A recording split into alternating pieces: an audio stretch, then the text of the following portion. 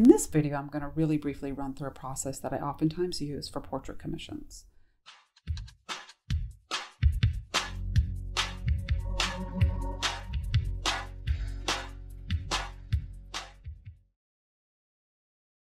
Now, obviously in a portrait commission, one of my main goals is to get a likeness of the sitter.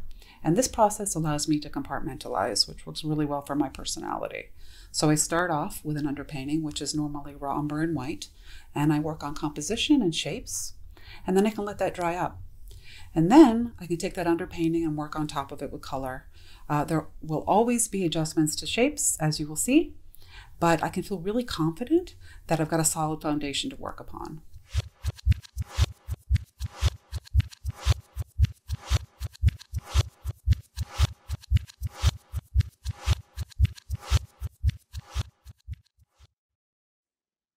In the first image, I've transferred a drawing onto the canvas. The linen has received a tone of raw umber, which has been allowed to dry. I now go over the transfer lines and mass in the shadows with more raw umber, and then let this dry.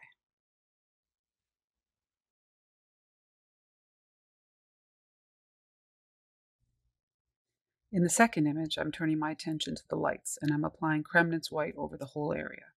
I'm trying to keep this very lean. In fact, at the end of the session, I may go in and scrape down with a palette knife.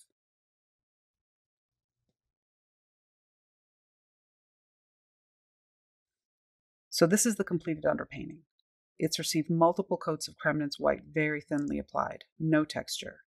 I'm definitely looking to understand the shapes. I'm not looking to match value for value. I want to make everything lighter than it appears, and the reason for that is that when I go in later and apply semi-transparent and transparent colors in certain areas, I can use that white to achieve a glow.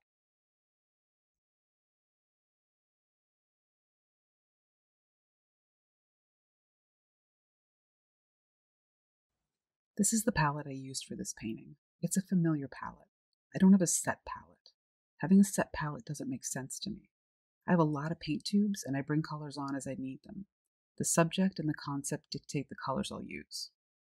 I don't have the skill or the desire to match the colors I see in nature. Nature is perfect, and I use it as a reference.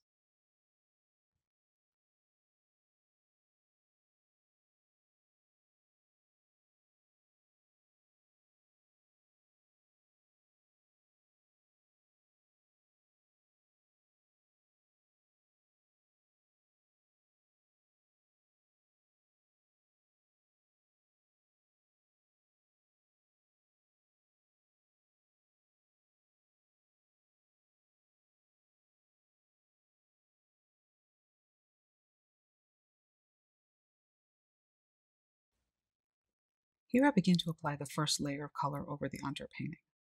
I also key the painting by placing my darkest dark.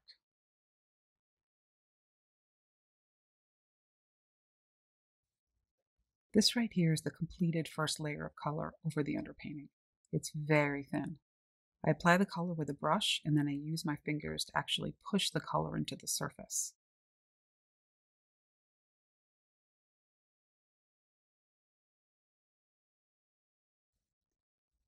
Things are moving forward. I'm adjusting shapes, for instance, the forehead and the chin. Just a side note, when I paint, I only oil out the areas that I'm working on, typically. So you'll see here that the hair is really sunken in.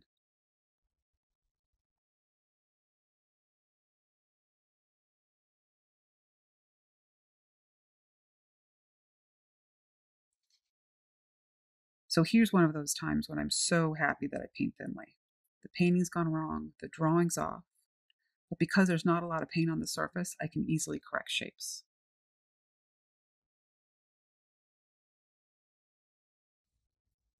I'm refining the shapes. I'm doing a better job at describing the planes. I'm playing with the collar and exaggerating the light that bounces from the collar onto the chin and neck.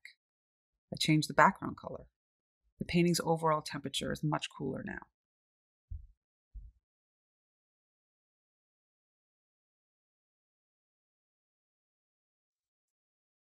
Ear day. Ears are complex, and they need their own day.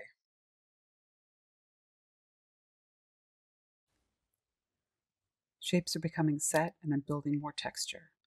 I've applied thicker paint to the collar and hair, as well as the highlights on the forehead, nose, and cheekbone.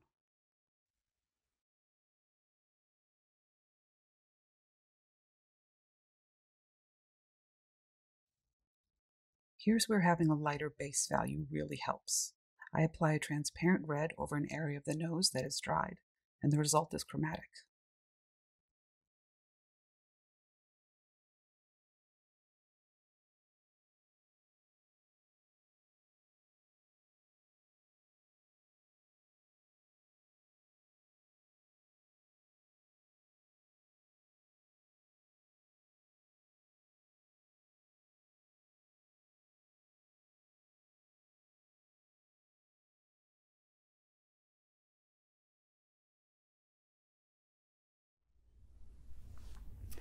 I'm a very slow painter. It takes me quite a while to get my shapes and coloration to be where I want them to be. So my natural inclination is to scrape down with a palette knife after each painting session. This leaves enough of an image but removes any kind of buildup. And what I realized eventually was after many layers, the colors seem to play together nicely and create a bit of a complexity on the surface. So I feel like I took something that was a shortcoming in that I am very slow to get shapes and coloration, and it turned into an asset. So I always tell my students to try to do the same thing. Find out what they're not so good at and make that a positive.